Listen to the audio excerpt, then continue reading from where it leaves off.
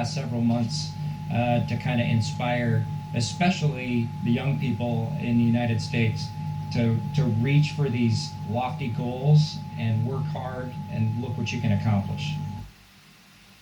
Thank you, gentlemen. God bless you. Thank you, Senator Cruz. We have another very special guest here that represents the Johnson Space Center.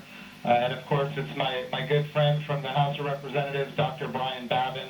And I want to be clear, he also was a big part of the NASA Transition Authorization Act, which gave us the continuity of purpose to make this happen today. So, gentlemen, here is Dr. Brian Babin from the state of Texas.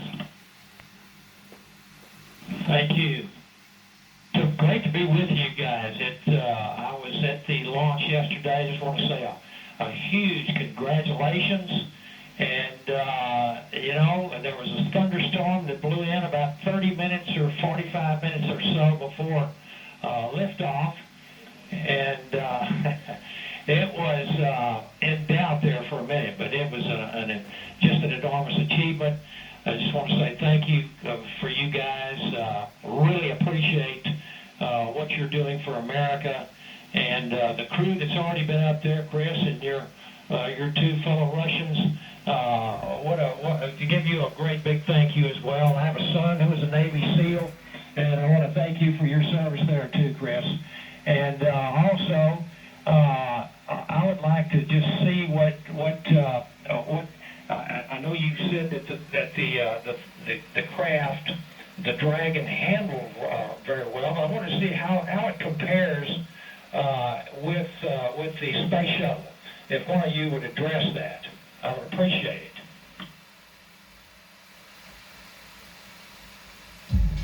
Well, thank you, sir. It certainly has been a long endeavor for us and our namesake spacecraft. We're proud to have her on board the International Space Station after all that the teams around the country and across America have done to get us here today. As far as a comparison with the space shuttle, both Doug and I took a few minutes while we were accomplishing the approach and docking to, in our spare time, talk a little bit about it. We were surprised a little bit at how smooth things were off the pad. The space shuttle is a pretty rough ride heading into orbit with the solid rocket boosters. And our expectation was, as we continued with the flight into second stage, that things would basically get a lot smoother than the space shuttle did. But Dragon was huffing and puffing all the way into orbit, and we were definitely driving or riding a Dragon all the way up. And so it was not quite the same ride, the smooth ride, as the space shuttle was up to MECO. A little bit less G's, but a little bit more alive is probably the best way I would describe it.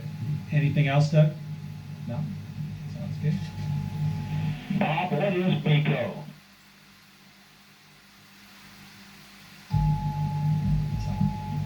Sorry, I have to apologize for actually using the term MECO. It's a little bit confusing between the space shuttle and the Dragon vehicle. So it's a main engine cutoff is what MECO stands for. Those happened at different times in flight for the two vehicles. For the space shuttle, that was when you were all the way in orbit. For Dragon, that was just a little bit after 2 minutes. And then we had the single engine cutoff for second stage when we achieved orbit. So that time under the single engine, under Dragon, with one engine was more of an experience than the shuttle was for that 6.5 minutes or so that we were under that second stage motor. Well, I would just like to say, in fact, Doug, did you have something you wanted to add there? I met your mother and father yesterday, Doug, and great folks. They're very, very proud of their son.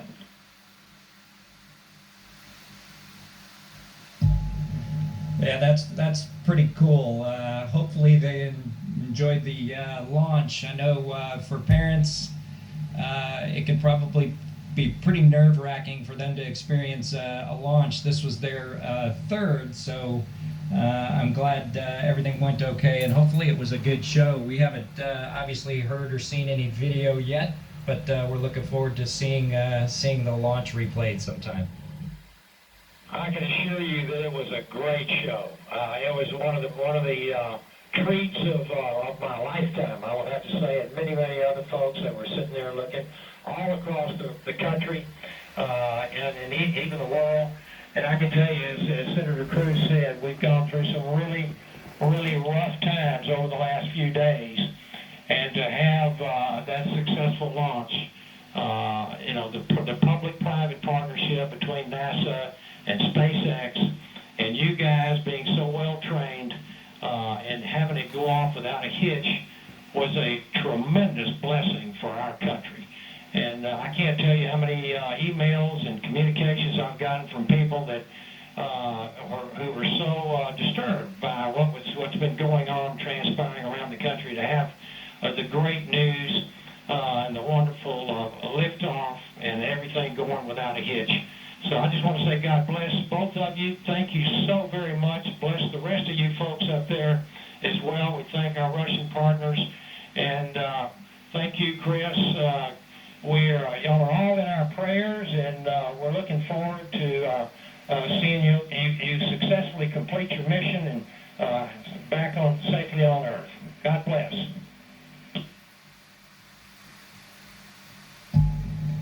Thank you very much. Yeah, and just so you guys are aware, the show was in fact spectacular. The ratings on NASA TV beat everyone else. Not just some of them, it beat all of them, and that includes, just so everybody is aware, the whole world saw this. It trended #1 on Twitter. It was the #1 thing talked about on social media in general. This was an amazing moment, and it represents a transition in how we do space flight from the United States of America. NASA is not going to purchase, own, and operate rockets and capsules the way we used to.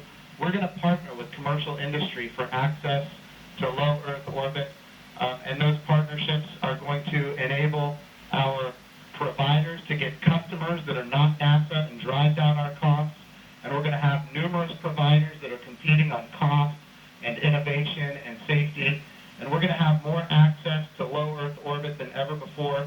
And this business model, now that it's been proven on commercial resupply of the International Space Station, now commercial crew to the International Space Station, this model is going to apply, and I know Senator Cruz has this near and dear to him, when we go to the moon.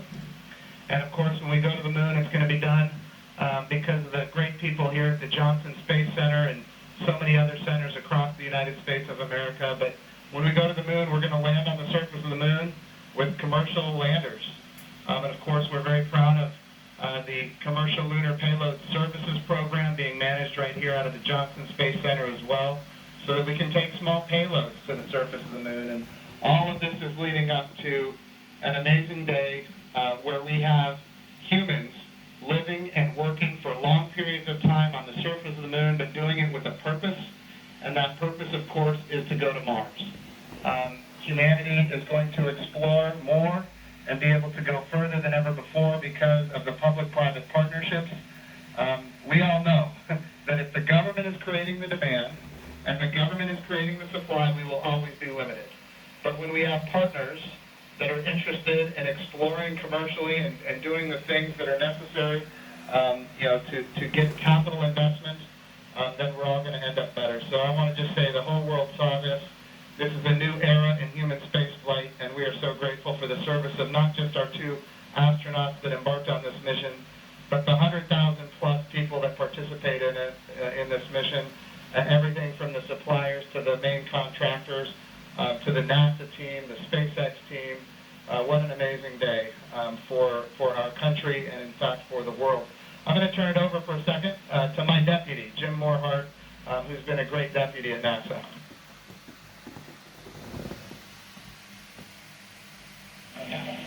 Gentlemen, congratulations. You know, Jim's mentioned going to the moon. And yesterday and today, you've inspired the Artemis generation, which is our next generation. And that's what this is about.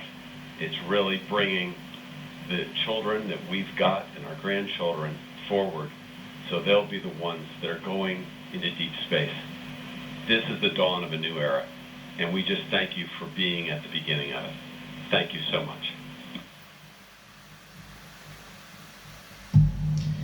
It was absolutely our pleasure, but it's just a huge team effort across the board from SpaceX to NASA that made this all happen. We were just the lucky guys that got to fly the rocket yesterday. I have a question for Chris Cassidy.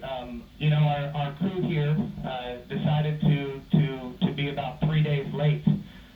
You got to work them overtime, I presume, now to get them caught up on all the activities that they missed out on. Any plans for them?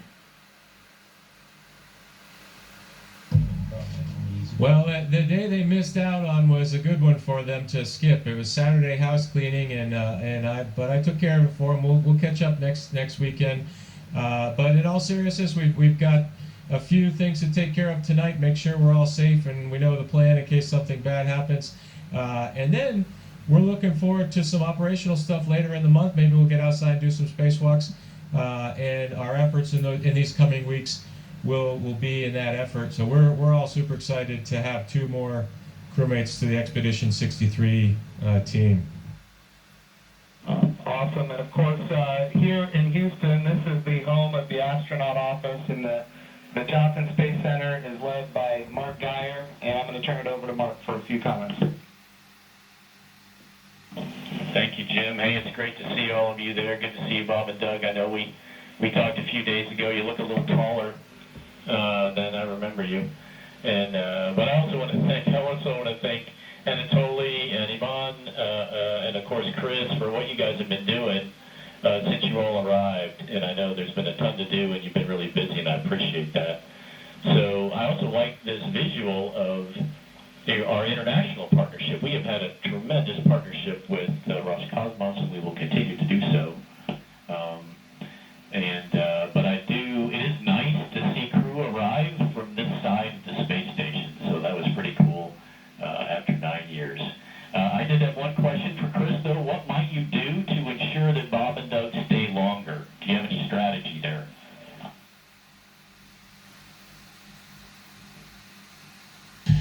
Well, we'll slow down the rate of which I'm eating food, and maybe we can stretch out our consumables a little bit. But that's a great question. We'll have to come up with some conniving scheme here in the next few days. All right, thank you. Thanks, guys. Look forward to greeting the 3 of you eventually back in Ellington after your work is complete. Thank you. And of course, Mark Geyer has an amazing deputy, Vanessa Weiss, if you'd like to come and say a few words. Thank you, Jim. Hi, guys. You look really good. I just want to say on behalf of everybody here, we just want to thank you.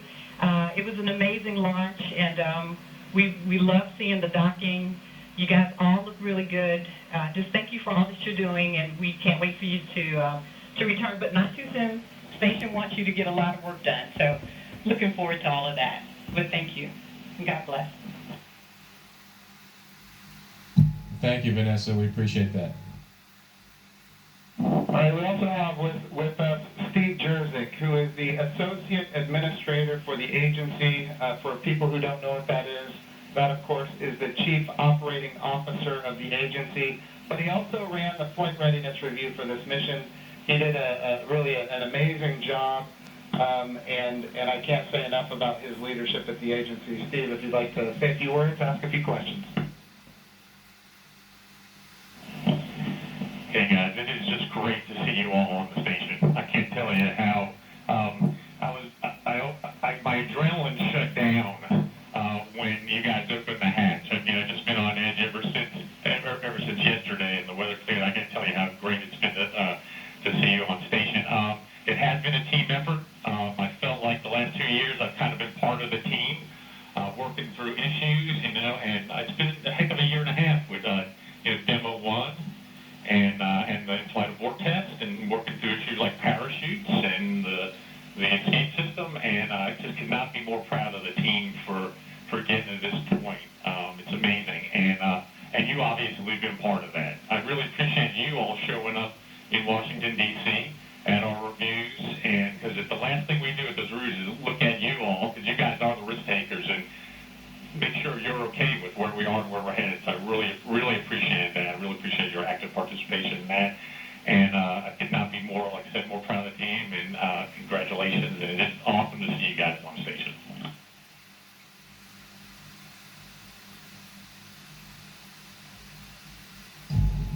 Well, thank you, sir. We're just proud to be a part of the team that got to bring spaceflight back to the Florida coast. I appreciated the comment earlier that it was nice to see a vehicle come to the forward portion of the space station, but I'll tell you what, that's the only way Doug and I know how to do it. So thanks to the team for providing it to happen our way. We appreciate that.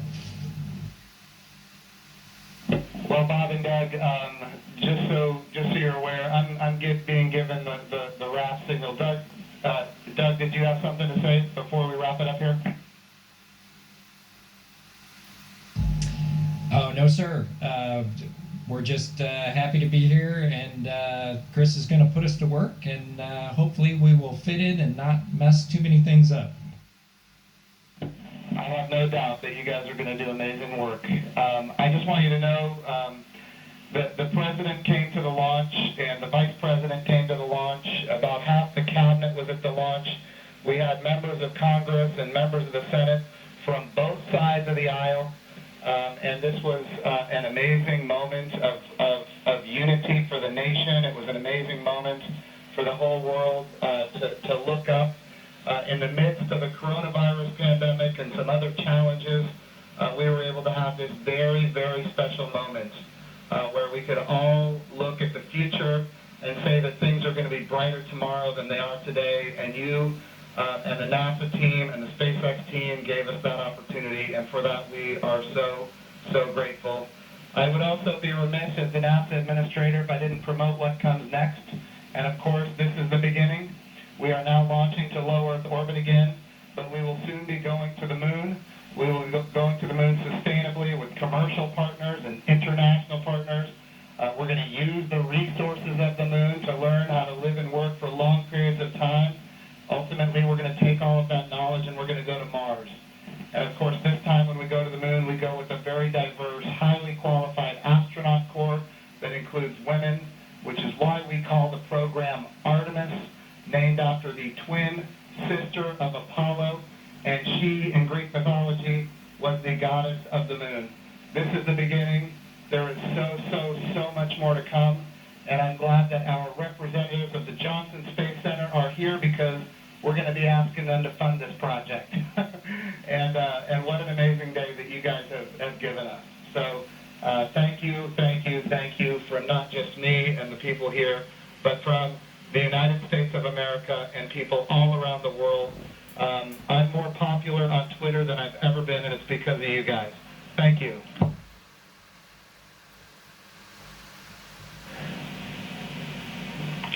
To the crew on the Thank you to International all of Space you. Station. Thank you very much.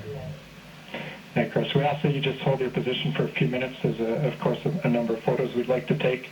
And then a quick note for those down here in the room. To Senator Cruz, Congressman Bobbin, Administrator Bridenstine, Director Geyer, and all of our distinguished visitors, thank you for your participation in today's historic event, and thank you for the leadership that has enabled it.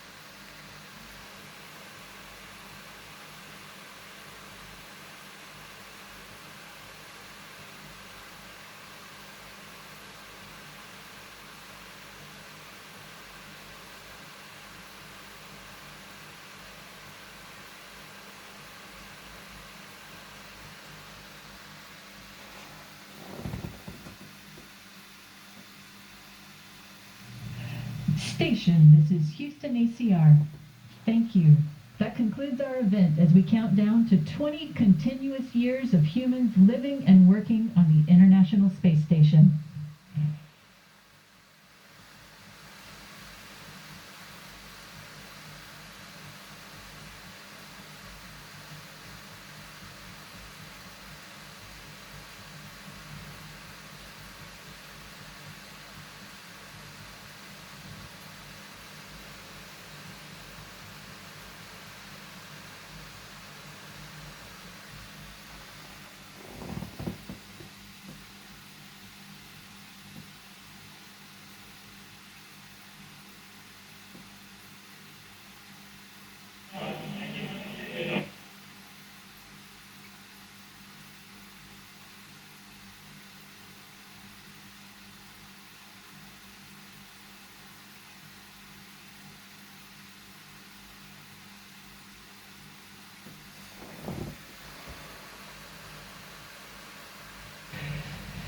That concludes our coverage of the SpaceX Demo 2 mission in conjunction with NASA.